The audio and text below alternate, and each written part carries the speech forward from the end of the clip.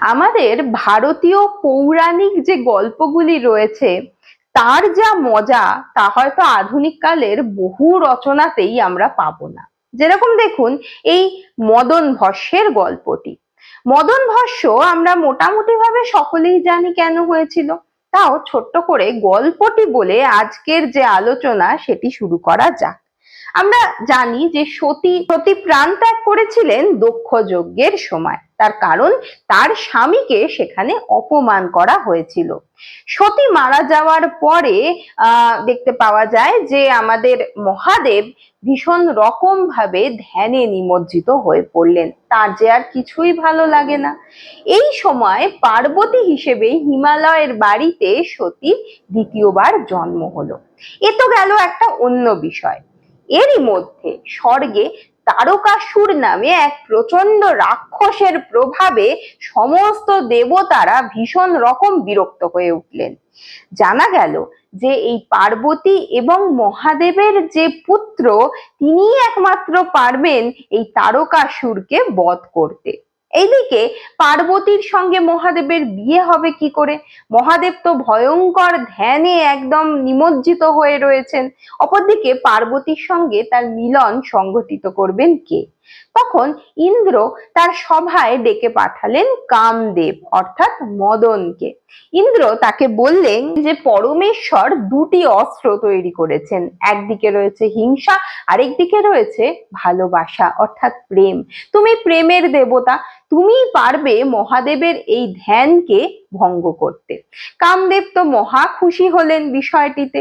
তিনি চলে গেলেন যেখানে কিনা মহাদেব প্রবল ধ্যানে নিমগ্ন হয়ে রয়েছেন। তার আগে তো পার্বতীকে তৈরি করে তার সামনে তার পূজা করতে বসিয়েও দেওয়া হয়েছিল। আমরা অপর্ণার কথা শুনেছি যে একটি মাত্র পাতা পর্যন্ত না মুখে দিয়ে তিনি কিন্তু তার যে তাকে স্বামী হিসেবে পাওয়ার জন্য তিনিও কিন্তু তার সামনে প্রবল ধ্যান করা শুরু করেছিলেন।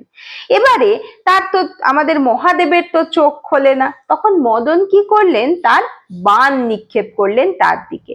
কিন্তু অদ্ভুত ভাবে সেই বাণ, প্রথম বাণটি নাকি ঘুরে তার দিকেই চলে এসেছিল। কিন্তু সেই যে আঘাত, তাতে আমাদের মহাদেব চোখ খুলে চাইলেন, দেখতে পেলেন পার্বতীকে। পার্বতীকে দেখার সঙ্গে সঙ্গে আবার তিনি আর ধ্যানে নিমগ্ন হতে পারছেন না, তার মনটা খানিকটা চারিদিকে ছড়িয়ে গিয়েছে, কারণ এতটাই সুন্দর দেখতে সেই পার্বতী। অপরদিকে মদন তখন লুকিয়ে লুকিয়ে তাকে সম্মোহনের বাণ প্রেরণ করলো।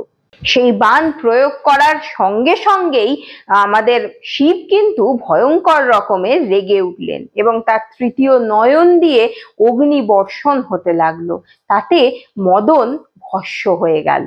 মদন ভস্য হয়ে যাওয়ার পরে তার স্ত্রী রতি, তিনি তো ভীষণ বিলাপ করতে শুরু করলেন। তিনি কি করবেন এখন? তার স্বামীর এইভাবে মৃত্যু হয়ে গেল। তারপর আস্তে আস্তে গল্পের অনেকখানি পট পরিবর্তন পর যখন শিবের কাছে রতি গেলেন, তখন মদনের কথা বলতে যখন মহাদেবের কাছে গেলেন, তখন মহাদেব তাকে বললেন মদন দেহহীন অবস্থায় থাকবে, কিন্তু রুক্মিণী গর্ভে সে জন্মগ্রহণ করবে, তখন তার নাম হবে প্রদ্যুম্ন। এইভাবে মদনের পুনরায় আবার পরে জন্ম হলো। এরকম একটি গল্প আমরা আমাদের পৌরাণিক যে কথা, তাতে মহাদেবের যে কথা, মোটামুটি ভাবে আমরা ছোটবেলা থেকে প্রায় সকলেই জানি বা জানতে পারি। আজকে এই গল্পটি বললাম তার অন্যতম কারণ হলো রবীন্দ্রনাথ ঠাকুরের যে কল্পনা কাব্যগ্রন্থ রয়েছে, সেই কল্পনা কাব্যগ্রন্থের দুটি বিখ্যাত কবিতা রয়েছে, একটি মদন ভস্যের পূর্বে এবং আরেকটি মদন ভস্যের পরে। এই দুটি কবিতা দুটি আলাদা কবিতা হলেও দুটিকে একসঙ্গেই মোটামুটি পড়া যায়। তাই সাহিত্যের পথের আজকের পর্বে দুটি কবিতার একত্র আলোচনা থাকবে, যেগুলি হলো কল্পনা কাব্যগ্রন্থের মদন ভস্যের পূর্বে ও মদন ভস্যের পরে।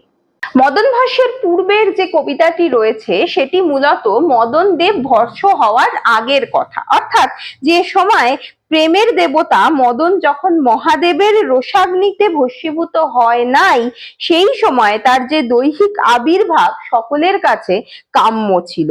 মদন ভস্মের পূর্বে লোকে তাকে দৈহিক ও ইন্দ্রিয়জ ভোগের জন্য বহু অংশে কামনা করেছে। তরুণ তরুণী মদনের সঙ্গে মদনের দ্বারা লীলা রসে মত্ত হয়েছে। কুমারীগণ তাকে আরাধনা করেছে। কবি প্রণয় বয়সে সাধনা করেছে, এমনকি পশু পাখি পর্যন্ত তার আহ্বানে সাড়া দিয়েছে। এই যে দেহগত প্রেম, এই বিষয়টা নিয়েই মদন ভস্মের পূর্বে নামক কবিতাটি লেখা। কিরকম? একদা তুমি অঙ্গ ধরি ফিরিতে নবভুবনে, মরি মরি অনঙ্গ দেবতা, কুসুম রথে মকর কেতু উড়িত মধু পবনে, পথিক বধূ চরণে প্রণতা, ছড়াত পথে আঁচল হতে অশোক চাপা করবি, মিলিয়া যত তরুণ তরুণী, বকুল বনে পবন হতো সুরার মতো সুরভি, পরাণ হতো অরুণ বরণী। আমরা জানি, আমি আগেই আলোচনা করেছিলাম যে কল্পনা কাব্যগ্রন্থ যখন তিনি রচনা করা শুরু করেছিলেন, সেই সময়কালটায় তিনি প্রাচীন যে ভারতের যে কাব্যগুলি তার দিকে তার দৃষ্টি পড়েছিল এবং সেগুলিকে তার মতো করে নতুন ভাবে প্রকাশিত করেছিলেন তার কল্পনা কাব্যগ্রন্থের মাধ্যমে। কল্পনা কাব্যগ্রন্থে কিন্তু মেঘদূত কিংবা গীত গোবিন্দ বা আমাদের বৈষ্ণব পদাবলীর মতো যে প্রাচীন সাহিত্য, তারই খানিকটা রূপ আমরা এই কাব্যের বহু কবিতায় দেখতে পাই। আগেই তার কিছু আলোচনা করা হয়েছে। মদন ভস্মের যে গল্প, সেটা আমি গল্পটা আগে বলেই দিলাম। এবং এই কল্পনা কাব্যগ্রন্থের অন্যতম বৈশিষ্ট্য হচ্ছে যে ছন্দ, বলার যে ধরন, বলার যে গতি, মানে কবিতাগুলি যেভাবে তিনি রচনা করছেন, তার সঙ্গে সঙ্গে আশেপাশের যে যাদের নিয়ে রচিত হচ্ছে, অর্থাৎ যে চরিত্রগুলিকে আমরা এখানে দেখতে পাবো, সেগুলি সবই প্রাচীন ভারত থেকে যেন উঠে আসছে।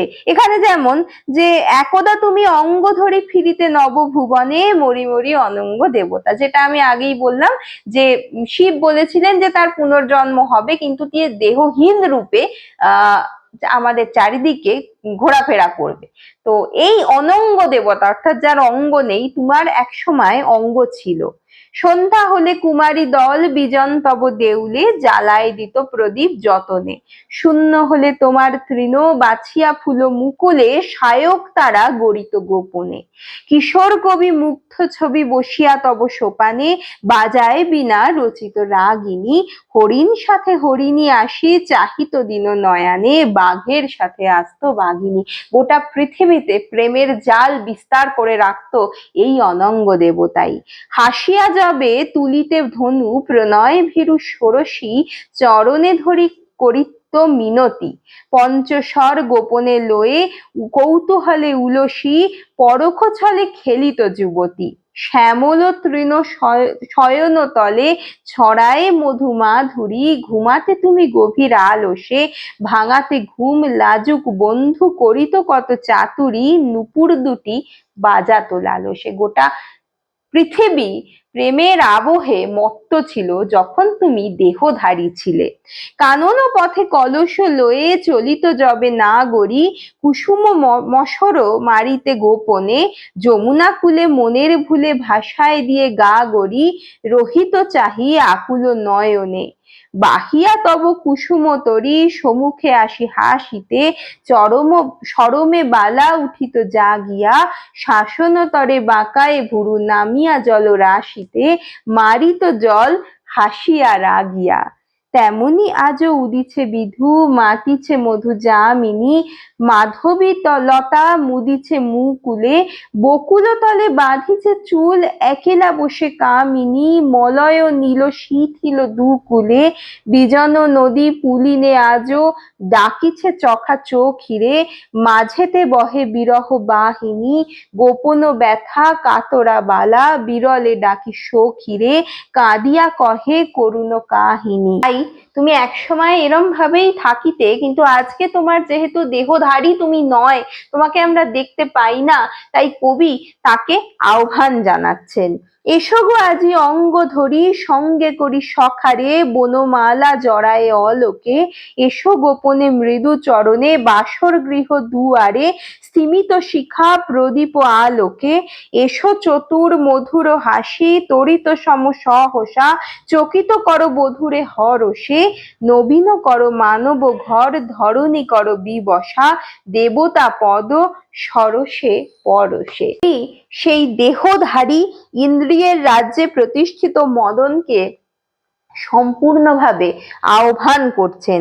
তিনি স্থূলগত দেহগত প্রেম সাধনায় মানুষ একসময় যে আনন্দ পেয়েছে সেই আনন্দের প্রতিফলন পুনরায় জাগানোর চেষ্টা করছেন, কিন্তু মদন তো ভস্য হয়ে গিয়েছে, সে তো আর দেহধারী নয়। তাই মদন ভস্যের পর কবিতাটি আরো বেশি উল্লেখযোগ্য। মদন ভস্যের পূর্বের থেকেও মদন ভস্যের পর কবিতাটি আরো সুন্দর। রবীন্দ্রনাথ তো রবীন্দ্রনাথই, তিনি কেবলমাত্র দেহধারী ভালোবাসা, দেহধারী প্রেমকে কি সত্যি কোনোদিন সেই অর্থে প্রাধান্য দিয়েছেন? তার তো সেই সীমা অসীমের বিষয়টি তার মনের মধ্যে সবসময়ই থাকে। তাই তিনি মদন ভস্যের পর কবিতায় কি বলছেন? পঞ্চস্বরে দগ্ধ করে করেছ এ কি সন্ন্যাসী বিশ্বময় দিয়েছ তারে ছড়ায়ে ব্যাকুলতর বেদনা তার বাতাসে উঠে নিঃশ্বাসী অশ্রু তার আকাশে পড়ে গড়ায়ে ভরিয়া উঠে নিখিল ভব রতি বিলাপ সঙ্গীতে সকল দিক কাঁদিয়া উঠে আপনি ফাগুন মাসে নিমেষ মাঝে না জানি কারো ইঙ্গিতে শিহরে উঠি মুড়ছি পরে অবনী আজিকে তাই বুঝিতে নারী কিসের বাজে যন্ত্রণা হৃদয় বিনা যন্ত্রে মহাপুলকে তরুণী বসি ভাবিয়া মরে কি দেয় তারে মন্ত্রণা মিলিয়া সবে দুর্লোকে আর ভুলোকে কি কথা উঠে মর্মরিয়া বকুল তরু পল্লবে ভ্রমর উঠে গুঞ্জরিয়া কি ভাষা ঊর্ধ্বমুখে সূর্যমুখী স্মরিছে কোন বল্লভে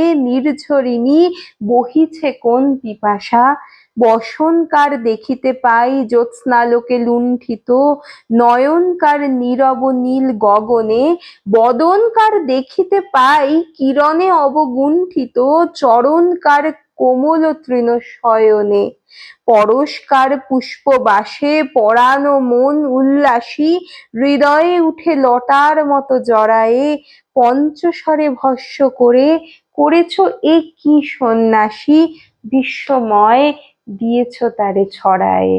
সন্ন্যাসী অর্থাৎ আমাদের মহাদেবকে উদ্দেশ্য করে কবি বলছেন যে তুমি তো মদনকে ভস্য করেছো বটে, কিন্তু বিশ্বময় তাকে ছড়িয়ে দিয়েছো। এর আগে পর্যন্ত স্থূল কিছু অংশে তাকে ইন্দ্রিয় গ্রাহ্য ভাবে লক্ষ্য করা যেত, তার নিজেরও দেহ ছিল, তার একটা সীমা ছিল, কিন্তু অসীমের মধ্যে ভালোবাসার যেখানে উপস্থিতি সেখানে সত্যি কি কারুর হাত রয়েছে? তাই জন্য এর প্রভাব সারা বিশ্বে ছড়িয়ে পড়েছে। তাই আমাদের মদন ইন্দ্রিয় গ্রাহ্য ইন্দ্রিয় রাজ্য থেকে প্রবেশ করেছে মনোরাজ্যের মধ্যে, রূপ থেকে অরূপে ভাব লোকে সে উত্তীর্ণ হয়েছে। আকাশে বাতাসে প্রণয় সংকেতের মাধ্যমে সে যেন চারিদিকে ছড়িয়ে পড়েছে। প্রেম লিপ্সা পূরণে অসমর্থ প্রণয় প্রণয়ীদের বেদনা আজ সূক্ষ্ম বিরহ বেদনায় রূপান্তরিত হয়ে সারা বিশ্বকে উৎকণ্ঠিত করেছে। পৃথিবীর তরুলতা পশু পাখি প্রভৃতির প্রিয় মিলনের ঔৎসুক্য ইঙ্গিতে ব্যক্ত হয়েছে ও অতৃপ্তির ক্ষীণ বেদনায় সারা বিশ্বে তা ব্যথিত হয়ে উঠেছে। প্রিয়তমাকে না দেখতে পাওয়ার বেদনার মধ্যেই তো সৌন্দর্য এবং মাধুর্যের জায়গা, সেখানেই তো আসল প্রেম। এই না থাকার মধ্যেই তো থাকা, এই সীমা বা সীমার মধ্যেই তো অসীমের উপস্থিতি। এই পুরো বিষয়টাতে চারিদিক দিয়ে ছড়িয়ে গিয়েছে আমাদের এই ভালোবাসার দেবতা। তাই তার কোনো স্থূল ব্যক্তিত্ব না থাকলেও, যেটা আগে ছিল সেটা না থাকলেও, সে বিশ্বের প্রত্যেকটি কণায় মানুষের মনোরাজ্যের প্রত্যেকটি জায়গায় আজকে মদন পৌঁছে গিয়েছে। মদন অর্থাৎ প্রেম অর্থাৎ ভালোবাসাকে এইভাবেই আমাদের কাছে পরমেশ্বর যিনি, তিনি ছড়িয়ে দেন। তাকে কোনো রকম নির্দিষ্ট কোনো একটি দিক দিয়ে, একটি রূপ দিয়ে প্রত্যক্ষ করার প্রয়োজনই হয় না। একটি প্রাচীন যে গল্প, সেটিকে কত সুন্দরভাবে রবীন্দ্রনাথ আমাদের জীবনের অংশ করে তুললেন। সত্যি এটা রবীন্দ্রনাথের পক্ষেই সম্ভব। তাই এই দুটি কবিতা একত্রিতভাবে পড়িয়ে হয়তো আমি বোঝাতে পারলাম এর মূল বিষয়বস্তু। যদি ভালো লাগে একটু কমেন্ট করে জানাবেন, একটু লাইক করে দিয়ে যাবেন, অন্যের সঙ্গে একটু শেয়ার করে দেবেন, আর আমাকে উৎসাহিত করতে সাবস্ক্রাইব করতে ভুলবেন না। আজকে তবে এই পর্যন্তই। ধন্যবাদ।